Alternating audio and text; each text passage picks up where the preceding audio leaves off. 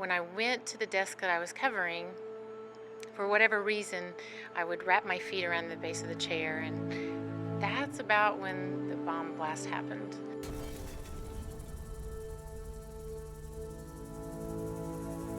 The scariest, most strangest sound I could ever hear, you hear windows busting open. It sounded like someone was knocking down a forest or something. I generally get into my office extremely early, and we generally begin with early morning meetings, and that's where I was when Tower 1 was hit.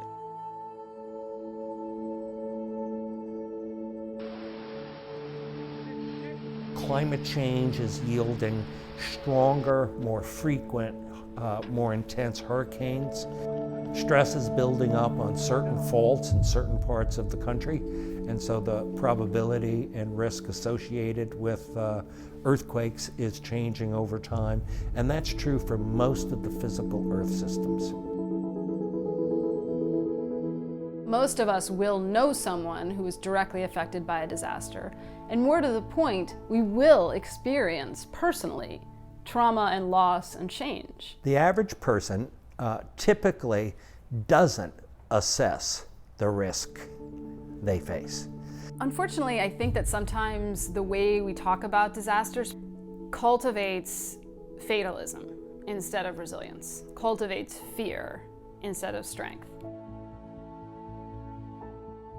There is a general feeling that if you focus on emergency procedures too much, then people are going to be afraid and they're not going to fly.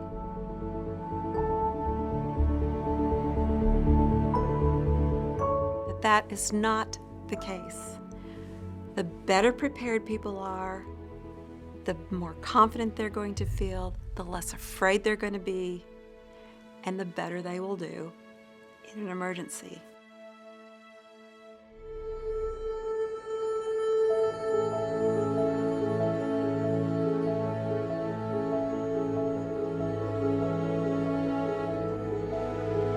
We just know that there has been an accident. 378 people on board our aircraft, including about 364 boarded here and 14 in New York. And KLM had 229 passengers and 17 crew on their airplane. Well, a disaster can bring out the best and the worst in human nature, often brings out the very best. We take care of people, we help people we don't even know. I saw the captain on the ground on his hands and knees. His white shirt was obvious. I thought he had broken legs, so I got him under the shoulders and helped drag him out towards the tarmac. People don't have to get paranoid. It still remains very rare to be put in those kind of situations. But once you're there, you have to be prepared. The Foreign Disaster Center working on the Guatemala earthquake. I started out with a different definition of disasters than I ended up with. I started out thinking, mass casualty events that involve significant widespread injury and destruction. But the more I studied how the brain responds to these events, the more I realized that it didn't have to be mass casualty events. That actually, when people go through car accidents or muggings or even, getting diagnosed with cancer, very day-to-day kinds of tragedies tend to trigger many of the same hormones, many of the same brain responses, and it's actually more predictable than you would think. The general story in neuroscience is that brains exist on a big distribution. So brains are like fingerprints. Everybody's is quite different. In an extreme situation, some people know how to take control, some people panic and scream, others freeze.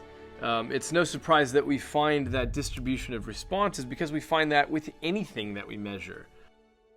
There are reasons your brain is doing this to help you.